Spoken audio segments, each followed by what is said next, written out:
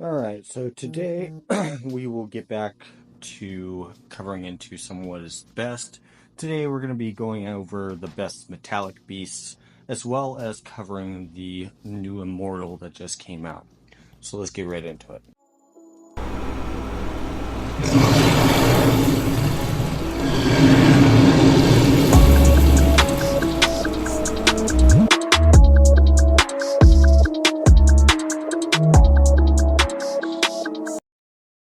Alright, so like I said in the little intro, today we're going to be covering what's the best metallic beasts currently, as well as covering the new immortal that just came out, and giving my opinion on each of those as far as what is best and what you should be working on and whatnot. Before we get into that, got to get into the usual shenanigans. This video is sponsored by AppCoins. We're using my code EGNATEX, can get you anywhere from 5 to 65% off all in-game purchases.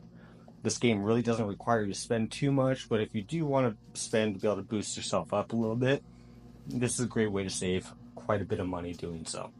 With the new immortals out, if you want to get a certain immortal, whatever, it's a great way just to save a bit of money doing so. So again, that's EGNATEX, and there'll be a full description down below of how to do so. As well as down below, there is a link to my Discord, which you're welcome to join. I might make another Discord to kind of split them up, because right now I got 2 different games that are going on in there. But that will be a little future project that I will consider doing. But for now, that'll be down in the description down below. Which is always a good place to be able to go to be able to get various help and whatnot. Speaking of helping out, it would really help me out if you guys could hit that like, subscribe, leave a comment. It really helps out in the algorithm and such. They changed their algorithm in YouTube. So all of that really helps out to be able to promote the content and let me know what kind of content you guys are looking for. There's still 69% of people that are not subscribed that watch my videos on a weekly basis. So it would really help me out if you could do so. And, you know, it lets me know if you guys even like this kind of content. But, alright, with all that aside, we'll get right into it. So first, we'll cover the new immortal that they got going on, which is the Hong Zong Demon immortal. Frankly, this particular immortal is very underwhelming. It attacks in a column, and its basis, like its actual like crit and overall health and stuff, is just not that great at all. I mean, it looks cool and all, but as far as its actual stats, which we'll go look at, let me set this back over to what I actually want, and then go into the immortals. Alright, so it has its normal attack, which is 80% P damage, and then it has attack all enemies and deal 70% P damage. Apply Undispelled Numb to one enemy with the highest attack for 1 turn, which is basically officers with Numb cannot take action, taking 3 hits to remove Numb, which does happen very quick, so essentially they can still be able to take action by the next round. Then you have all the talents, plus rage +2 upon casting a skill. Skills casted in the first 2 turns after the start of the battle will not always hit, or will always hit. At the end of the turn, if rage is below 6, adds 2 additional rage. Which, all of these, they sound great, but the fact of the matter is that, honestly, with how low it hits, it's just not really worth it. And its overall health and stuff. So then you have the Demon casting, which is basically working off of the numb effect that you can give. It's not the best. I wouldn't suggest spending money on it at all, to be honest. So, of course, it's completely up to you. There's different immortals that are way better, which we can discuss. There's one right now that's absolutely fucking broken, which I can get into that if people want to. But alright, so now we'll get into the metallic beast. So for the metallic beasts, I have them all unlocked. I'm not. I'll go over the purples and golds briefly, just because they're there and they're the easiest to obtain. So this is just more damage when dealing crit the next turn. Suffering crit increases 7% damage reduction for 1 turn up to 4 times.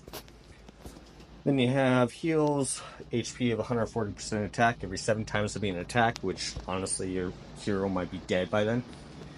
Next attack deals 80% more damage for every 4 attacks. So all of those, I mean, if you go and you actually look, you can deploy multiple into them anyway. So for those, they're not really all that great to be worrying about. Alright, so then you got Predator Boa. When HP drops to 0, restores HP to 50%, raise to 2, up to once per battle. That's a great way if you're kind of like on the edge of being able to put like your highest attacking officer in there. So it's decent.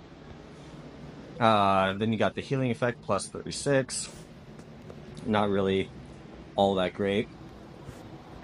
And then for this one, you got gain bulwark, undispellable shield, equal to 30% of max health at the start of the battle. Also not all that great. Alright, then you got Infernal Dragon. Gain Fury. Rage cannot be reduced below 4 at the start of the battle. 50% chance to lose the effect after each first action.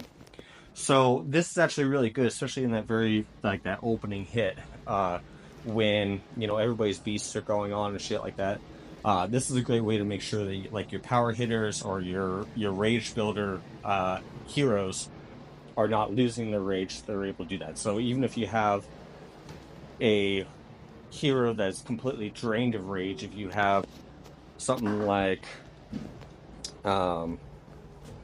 Zongliang, this guy, that has the Fury on him, he's able to basically refill everybody's rage if he's put kind of in the close positions to be able to do so.